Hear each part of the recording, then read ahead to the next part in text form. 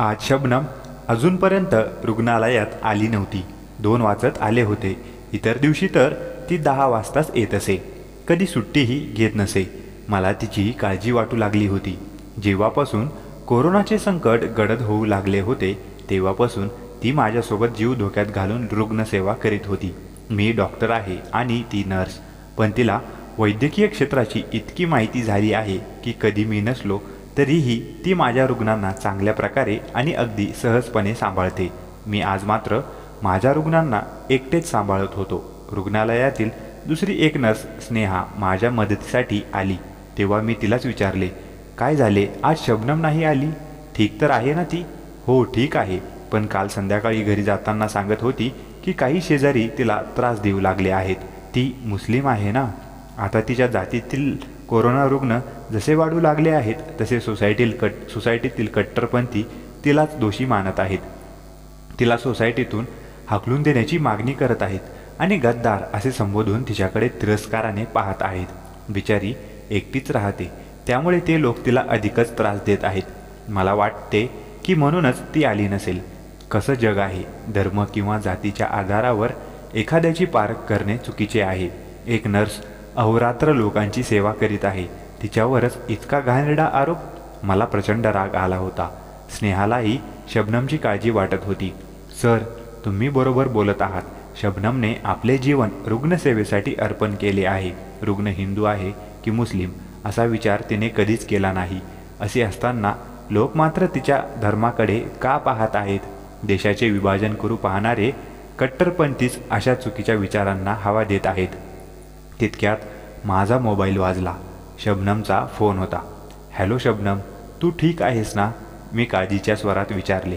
नाही सर, मी ठीक नाही. सोसायटीतील काही लोकांनी माझ्या घराबाहेर पडण्यावर निर्बंध लादले आहेत. एक प्रकारे मला नजरकैदेत ठेवले आहे. त्यातच दुपारी मी बाथरूममध्ये पडले. आता तर मला हेही समजत नाही की औषध आणायला कशी जाऊ. तू घाबरू नकोस. 1-2 तास आराम कर. मी स्वतः तुझ्यासाठी बँडेज आणि औषधांची सोय करतो. असे सांगून मी फोन ठेवला. आता मला शबनमसाठीची माझी जबाबदारी पार पाडायची होती. तिने आत्तापर्यंत नेहमीच मला साथ दिली आहे. माणुसकीच्या नात्यातून आता माझा धर्म आहे की मला तिची साथ द्यायला हवी. 5 वाजल्यानंतर रुग्णांना तपासून झाल्यावर मी प्रथमोपचार पेटी, आवश्यक औषधे आणि काही फळे तसेच भाज्या घेऊन तिच्या घरी गेलो. तिच्या सोसायटीच्या बाहेर पोलीस तैनात होते. मी डॉक्टर असूनही बरीच चौकशी तसेच माझी कसून तपासणी केल्यानंतरच मला आत पाठवण्यात आले. शबनमचे घर दुसऱ्या माळ्यावर होते. मी तिच्या दरवाजावरची घंटी वाजवताच लंगडत बाहेर येत तिने दरवाजा उघडला. मला पाहताच तिच्या चेहऱ्यावर समाधानाचे हास्य उमटले. डॉक्टर अविनाश, तुम्ही स्वतः आलात? हो शबनम, दाखव कुठे लागले आहे तुला. व्यवस्थित बँडेज करून देतो. बँडेजचे सामान माझ्याकडे होते. मी पट्टी बांधली आहे. बरं, ही काही गरजेची औषधे आणि फळे तसेच भाज्या आहेत, तुझ्याकडे ठेव. सर, तुमची खूप खूप आभारी आहे. कृतज्ञतेने शबनमच्या डोळ्यात अश्रू तरळले. मी तिच्या खांद्यावर थोपटत ठेवून बाहेर पडत सांगितले, शबनम, कधीही कोणत्याही गोष्टीची गरज भासल्यास मला अवश्य सांग. तसे तर या सोसायटीतून तुला घेऊन जाण्याचा मी नक्की प्रयत्न करेन. रुग्णालयाजवळ माझे 2 खोल्यांचे घर आहे. तिथे तुझी राहण्याची व्यवस्था करतो. सध्या मीही तिथेच राहतो, कारण तेथून रुग्णालय जवळ आहे. शिवाय माझ्यामुळे माझ्या कुटुंबाला कोरोनाचा संसर्ग होऊ शकतो, ही भीतीही सतावत असते. ठीक आहे सर, जसे तुम्हाला योग्य वाटेल, असे शबनमने सांगताच मी तेथून निघालो. त्यानंतर 2-3 वेळा खाण्याचे पदार्थ व इतर आवश्यक वस्तू घेऊन मी तिच्याकडे गेलो. सोसायटीतील लोक माझ्याकडे रागाने बघत. एके दिवशी तर हद्दच झाली. सोसायटीतील लोकांच्या सांगण्यावरून एका उच्च जातीच्या पोलीस SI असलेल्या नीरज यांनी मला 2-3 दंडुके मारले. मी रागाने ओरडलो, एका डॉक्टरला अशा प्रकारची वागणूक दिली जाते का? तुम्ही डॉक्टर आहात तर मग त्या मुस्लिम मुलीच्या घरी काय येता? दोघे एकमेकांना सामील आहात ना? संगनमताने काय करणार आहात? सर, मी डॉक्टर आहे आणि मी माझ्यासोबत काम करणारी नर्स आहे. आमच्यामध्ये केवळ एवढेच नाते आहे. उच्च आणि नीच जात, हिंदू मुस्लिम असा भेदभाव मी मानत नाही. रागाने आरडाओरडा करीतच मी घरी आलो. पण आता शबनमची मला अधिकच काळजी वाटू लागली होती. त्याच दिवशी मी ठरवले की शबनमला माझ्या घरी घेऊन जायचे. दुसऱ्या दिवशी सकाळीच मी तिला माझ्या घरी घेऊन आलो. आता शबनम माझ्यासोबत माझ्या घरी होती आणि रुग्णालयही जवळच होते. त्यामुळे हट्टाने ती रुग्णालयात जाऊ लागली. लंगडत असून आणि त्रासात असतानाही ती मनापासून रुग्णसेवा करीत होती. त्यामुळे माझ्या मनातील तिच्याबाबतचा आदर अधिकच वाढत होता. ती घरातही माझ्यासाठी पौष्टिक जेवण बनवत असे. माझे कुटुंबीय माझ्यासोबत नव्हते, त्यामुळे स्वाभाविकच माझ्या जेवणाचे हाल होत होते. रुग्णालयातील कॅन्टीनमध्ये मी जेवत असे, पण जशी शबनम माझ्या घरी आली तसे तिने मी नको म्हणत असतानाही स्वयंपाकघराचा ताबा घेतला. पाय दुखत असतानाही ती मला माझ्या आवडीचे पदार्थ बनवून देत असे. मी कुटुंबापासून दूर आहे याची जाणीवही ती मला होऊ देत नव्हती.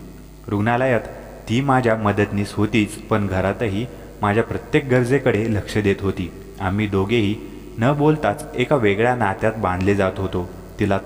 तिचा त्रास मला समजत होता आणि मला होणाऱ्या त्रासाचे ओझे ती स्वतः व्हायला तयार होती. आमचा धर्म वेगळा होता, जात वेगळी होती, पण मन एक झाले होते. आम्ही एकमेकांना स्वतःपेक्षा जास्त ओळखू लागलो होतो. दुसरीकडे माझ्या शेजारी आमच्यावरून चर्चा रंगू लागली. लोकांना हे समजले होते की ती दुसऱ्या धर्माची आहे. त्यांना असा प्रश्न पडला होता की ती माझ्यासोबत माझ्या घरात का राहत आहे, माझे तिच्याशी काय नाते आहे. शबनमच्या सोसायटीतील काही लोकांनीही माझ्या काही शेजाऱ्यांना भडकवण्याचे काम केले. मला थेट येऊन कोणी काहीही विचारले नव्हते, पण त्यांच्या डोळ्यातील प्रश्न मला दिसत होते. एके दिवशी मी घरी आलो तेव्हा माझी तब्येत बिघडल्याचे माझ्या लक्षात आले. घसा खवखवत होता, डोकेही दुखत होते. मी स्वतःला क्वारंटाईन केले. शबनमलाही निघून जायला सांगितले, पण तब्येत खराब असताना मी तुम्हाला सोडून जाणार नाही असे तिने ठामपणे सांगितले. त्यानंतर मी तिला माझ्या खोलीत येण्यास बंदी घातली. ती दुरूनच माझी काळजी घेत होती. एके दिवशी दोघे शेजारी माझ्या घरी आले आणि शबनमबाबत चौकशी करू लागले. मी सर्व काही खरे सांगितले. दुसऱ्या दिवशी सकाळी उठलो तेव्हा लक्षात आले की घराबाहेर बराच आवाज येत आहे. एकीकडे माझी तब्येत बिघडली होती, तर दुसरीकडे कट्टरपंथी एकत्र जमून माझ्या घराबाहेर घोषणाबाजी करीत होते. मला गद्दार म्हटले जात होते. शबनमसोबत नाव जोडून मला सोसायटीतून हाकलून देण्याची मागणी केली जात होती. मला काय करावे ते सुचत नव्हते. बराच वेळ घराबाहेर गोंधळ सुरूच होता. तोपर्यंत शबनम तिचे कपडे गोळा करू लागली. ती घाबरून म्हणाली, सर, आता मी येथे अजिबात राहू शकत नाही. माझ्यामुळे तुम्हालाही नाहक त्रास सहन करावा लागत आहे. मी तर म्हणेन की तुम्हीही चला. तुम्ही रुग्णालयात स्वतःला दाखल करून घ्या. तुमची तब्येत ठीक नाही. तुमच्या कुटुंबियांना बोलावून घेऊ का? नको नको, तू माझ्या घरच्यांना काहीही सांगू नकोस. ते उगाचच माझी काळजी करू लागतील. तू जा, मी सर्व सांभाळून घेईन. मी आधीच सांगितले आहे की काहीही झाले तरी तुम्हाला असे एकट्याला सोडून मी जाणार नाही. ते लोक तुमचे जगणे अवघड करतील. तुमची तब्येतही जास्त बिघडत चालली आहे. मी डॉक्टर अतुल यांना फोन करते. ते आपल्याला इथून घेऊन जातील. ठीक आहे, जसे तुला योग्य वाटेल, मी म्हटले. तितक्यात कोणीतरी दरवाजा वाजवला. सोसायटीचे अध्यक्ष दारात उभे होते. हे पहा अविनाश, आमच्या सर्वांनी निर्णय घेतला आहे की तुम्ही या सोसायटीत राहू शकत नाही. ठीक आहे, आम्ही जातोय, थरथरत्या आवाजात मी सांगितले. शबनमने घाईघाईत सर्व तयारी केली. कसेबसे आम्ही रुग्णालयात पोहोचलो. कोरोना झाल्याचा संशय असल्यामुळे मला रुग्णालयात दाखल करून घेण्यात आले. चाचणीचा अहवाल पॉझिटिव्ह आला. माझी तब्येत वेगाने खराब होऊ लागली होती, पण शबनमने जगण्याची आस आणि माझी साथ दोन्ही कायम ठेवली. ती सतत माझी सेवा करीत राहिली. माझ्यात सकारात्मक ऊर्जा जागवत राहिली. प्रदीर्घ उपचारानंतर हळूहळू मी बरा होऊ लागलो. त्यानंतरही पुढचे 14 दिवस मला रुग्णालयातच ठेवण्यात आले. या दरम्यान शबनमबाबत माझ्या मनातील ओढ वाढू लागली. समर्पित भावनेतून ती रुग्णांची तसेच माझी करीत असलेली सेवा पाहून मला असे वाटले की हिच्यापेक्षा चांगली मुलगी मला भेटूच शकत नाही. एके दिवशी मला शबनम दुःखी दिसली. मी तिला विचारले, तुम्ही बरे होण्याची मी वाट पाहत होते. डॉक्टर, आता मी या विभागात आणखी राहू शकत नाही. लोक माझ्याशी खूप वाईट वागले. तुमच्यासोबत माझे नाव जोडून तुम्हालाही बदनाम केले. माझी काहीच चूक नव्हती. तरीही माझ्या या व्यवसायाचा देखील मान ठेवला नाही. माझे मन लागत नव्हते. मी आत्तापर्यंत फक्त तुमच्यासाठी येथे थांबले होते. आता मला जायची परवानगी द्या. मला रुग्णालयातील नोकरी सोडून जायचे आहे.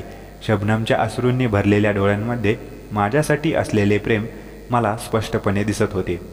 मी तिला अडवले. थांब शबनम, तू कुठेही जाणार नाहीस. जे नाव त्यांनी बदनाम करण्यासाठी जोडले ते मी प्रत्यक्षात जोडू इच्छितो.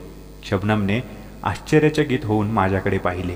मी हसत म्हटले, आजच या रुग्णालयात आपण लग्न केले तर उशीर करण्याची गरजच काय. शबनमने लाजून नजर खाली झुकवली. तिचे उत्तर मला मिळाले होते. रुग्णालयात हजर असलेल्या डॉक्टर आणि नर्सेसनी झटपट आमच्या लग्नाची तयारी केली. अशा प्रकारे एक हिंदू डॉक्टर आणि मुस्लिम नर्स कायमचे एकमेकांचे जोडीदार झाले. मित्रांनो, तुम्हाला ही कथा कशी वाटली ते कॉमेंट करून कळवा व कथा आवडल्यास एक लाईक करा आणि चॅनलला सबस्क्राईब करा. धन्यवाद.